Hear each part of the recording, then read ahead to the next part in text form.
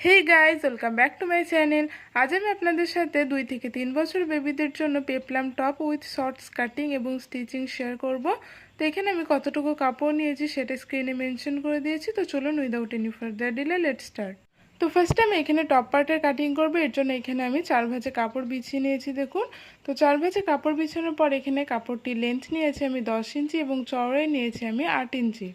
এখন আমি শোল্ডারের মেজারমেন্টটি নিয়ে নিচ্ছি। তো উপরের বন্ধ সাইড থেকে আমি শোল্ডারের চওড়াটি নিচ্ছি 4.5 ইঞ্চি এবং যেখানে মার্কিং করলাম সেখান থেকে আমি আর্মহোল লেন্থ নিয়ে নিচ্ছি 4.5 ইঞ্চি। এখন আমি 7.5 ইঞ্চিতে চেস্টের মার্কিংটি করে নিচ্ছি এবং 7 ইঞ্চিতে করে নিচ্ছি ওয়েস্টের মার্কিং। এখন আমি 1/2 ইঞ্চি পরিমাণ মার্জিন নিয়ে নিচে টপ পার্টি শেপ দিয়ে নিলাম এবং একই সাথে আমি আর্মহোলের শেপটিও দিয়ে নিলাম। এখন আমি উপরের সাইডে লম্বায় 2.5 ইঞ্চিতে মার্কিং করে নিচ্ছি। তো এখানে আমার মার্কিং হয়ে গেছে। এখন এই মার্কিং অনুযায়ী আমি টপ পার্টির কাটিং করে নেব। তো এখানে আমি কাটিং করে নিয়েছি এবং শোল্ডারের সাইডে আমি 1/2 ইঞ্চি পরিমাণ চওড়ায় এভাবে নিয়ে আমি শেপ দিয়ে কাটিং করে নিয়েছি। এখন আমি ফ্রিলের জন্য এখানে দুটো স্ট্রিপ নিয়ে নিয়েছি। তো এখানে স্ট্রিপগুলোকে আমি ডবল ফোল্ড করে বিছিয়ে নিয়েছি। তো ডবল ফোল্ড করে বিছানোর পর এখানে স্ট্রিপগুলি চওড়া নিয়েছি আমি 17 ইঞ্চি এবং লম্বায় নিয়েছি আমি 4.5 ইঞ্চি। এখন আমি শোল্ডারের জন্য দুটো স্ট্রিপ নিয়ে নিয়েছি। তো স্ট্রিপটি চওড়া নিয়েছি আমি 2 ইঞ্চি এবং লম্বায় নিয়েছি আমি 7 ইঞ্চি। এখন আমি টপ পার্টি স্টিচিং করে নেব। এর জন্য এখানে আমি ক্রস স্ট্রিপ কাটিং করে নিয়েছি। তো এই ক্রস স্ট্রিপটির চওড়া রেখেছি আমি 1 ইঞ্চি। এখন এই ক্রস স্ট্রিপগুলি আমি টপ পার্টের সোজা সাইডে এভাবে রেখে স্টিচিং করে নেব। তো এখানে আমি ক্রস স্ট্রিপগুলো টপ পার্টের সঙ্গে অ্যাটাচ করে নিয়েছি। এখন আমি ছোট ছোট কাট বসিয়ে দিচ্ছি। তো এখানে আমার কাট বসানো হয়ে গেছে। এখন আমি স্ট্রিপটিকে ডবল ফোল্ড করে ব্যাক সাইডে টার্ন করে স্টিচিং করে নেব এবং উপরে এভাবে ডবল ফোল্ড করে স্টিচিং করে নেব। তো এখানে আমি স্টিচিং করে নিয়েছি। এখন আমি ফ্রিল রেডি করব। এর জন্য এখানে আমি ফ্রিলের স্ট্রিপটি নিয়ে নিয়েছি।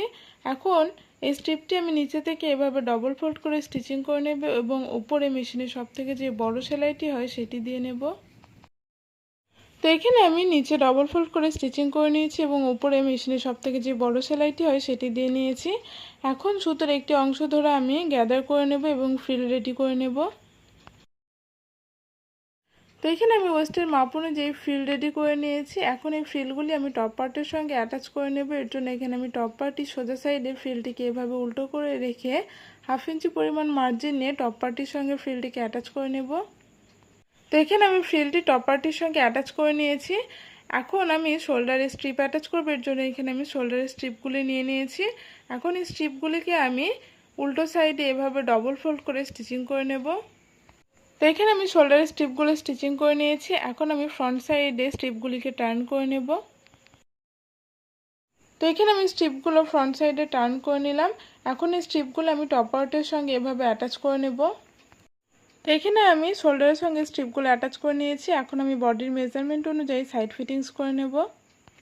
তো এখানে আমি বডির মেজারমেন্ট অনুযায়ী সাইড ফিটিংস করে নিয়েছি। তো এখানে আমার টপ পার্টের স্টিচিং কমপ্লিট। এখন আমি বটম পার্টের কাটিংটি করে নেব। তো এখানে বটম পার্ট কাটিং করার জন্য এখানে আমি টোটাল 4 ভাঁজে কাপড় বিছিয়ে নিয়েছি। তো 4 ভাঁজে কাপড় বিছানোর পর এখানে কাপড়টির লেন্থ নিয়েছি আমি 13 ইঞ্চি এবং চওড়ায় নিয়েছি 8.5 ইঞ্চি। এখন আমি উপর থেকে ইলাস্টিক এবং রাফেলের জন্য 3 ইঞ্চিতে মার্কিং করে নিচ্ছি। এখন আমি কোমরে চওড়াটি নিয়ে নিচ্ছি 7 ইঞ্চি এবং যেখানে মার্কিং করলাম সেখান থেকে আমি আসনের লেন্থ নিয়ে নিচ্ছি 7 ইঞ্চি। এখান থেকে আমি 2 ইঞ্চিতে মার্কিং করে আসনটির শেপ দিয়ে নেব। এখন আমি বটম পার্টের লেন্থের মার্কিংটি করে নিচ্ছি। তো এখানে আমাদের রেডি মাপ হচ্ছে 9 ইঞ্চি। 1 ইঞ্চি এখানে আমি এক্সট্রা নিয়েছি বটম পার্ট ফোল্ডিংয়ের জন্য। এখন আমি বটম পার্টে চওড়াটি নিয়ে নিলাম 7 ইঞ্চি। তো এখানে আমার মার্কিং হয়ে গেছে। এখন এই মার্কিং অনুযায়ী আমি বটম পার্টির কাটিং করে নেব। তো এখানে মার্কিং অনুযায়ী আমি বটম পার্টির কাটিং করে নিলাম। এখন আমি বটম পার্টি স্টিচিং করে নেব। এর জন্য ফার্স্টে আমি এখানে বটম পার্টির আসনগুলো স্টিচিং করে নেব 1/2 ইঞ্চি পরিমাণ মার্জিন নিয়ে। তো এখানে আমি দুদিকের আসনই স্টিচিং করে নিয়েছি। এখন আমি বটমে এভাবে ডবল ফোল্ড করে স্টিচিং করে নেব এবং ইনার লেগেও স্টিচিং করে নেব 1/2 ইঞ্চি পরিমাণ মার্জিন নিয়ে। তো এখানে আমি স্টিচিং করে নিয়েছি। এখন আমি বটম পার্টি ফ্রন্ট সাইডে টার্ন করে নিচ্ছি। তো এখানে আমি বটম পার্টিকে সোজা সাইডে টার্ন করে নিলাম। এখন আমি 3 ইঞ্চি পরিমাণ যে মার্জিনটি ইলাস্টিকের জন্য নিয়েছিলাম সেটি দাগ দিয়ে নিচ্ছি। তো এখানে আমার দাগ দেওয়া হয়ে গেছে। এখন আমি বটম পার্টটিকে ব্যাক সাইডে টার্ন করে নিচ্ছি। তো এখানে আমি বটম পার্টটিকে ব্যাক সাইডে টার্ন করে নিলাম। এখন 3 ইঞ্চি পরিমাণ যে মার্কিংটি নিয়ে আমি দাগ দিলাম সেটি এভাবে ব্যাক সাইডে টার্ন করে এভাবে 1/2 ইঞ্চি পরিমাণ মার্জিন ভিতর দিকে করে আমি স্টিচিং করে নেব। একটু অংশ ফাঁকা রেখে দেবো আমি ইলাস্টিক ইনসার্টের জন্য। তো এখানে আমি স্টিচিং করে নিয়েছি। এখন ইলাস্টিকের চওড়া অনুযায়ী আমি নিচে থেকে 1.5 ইঞ্চি পরিমাণ মার্জিন নিয়ে মার্কিং করে নিচ্ছি। তো এখানে আমি মার্কিং করে নিয়েছি। এখন এই মার্কিং অনুযায়ী আমি এটি স্টিচিং করে নেব। তো এখানে আমি স্টিচিং করে নিয়েছি। এখন আমি ইলাস্টিক ইনসার্ট করব। এর জন্য এখানে আমি ইলাস্টিকটি লেন্থ নিয়ে নিচ্ছি 16 ইঞ্চি। এখন একটি সেফটি পিনের মাধ্যমে আমি ইলাস্টিকটি নিচের সাইডে এভাবে ইনসার্ট করে নিচ্ছি। তো এখানে আমি ইলাস্টিক ইনসার্ট করে নিয়েছি। এখন ইলাস্টিকের মুখের খোলা অংশটি আমি এভাবে স্টিচিং করে নেব।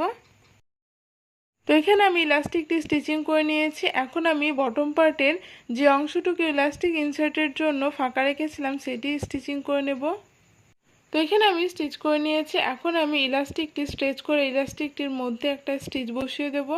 তো এখানে আমার টপ পার্টির এবং বটম পার্টির কাটিং এবং স্টিচিং কমপ্লিট। আজকের ভিডিওটি যদি ভালো লেগে থাকে ভিডিওটিকে লাইক এবং চ্যানেলটিকে সাবস্ক্রাইব করে পাশে থাকবেন। দেখা হচ্ছে নেক্সট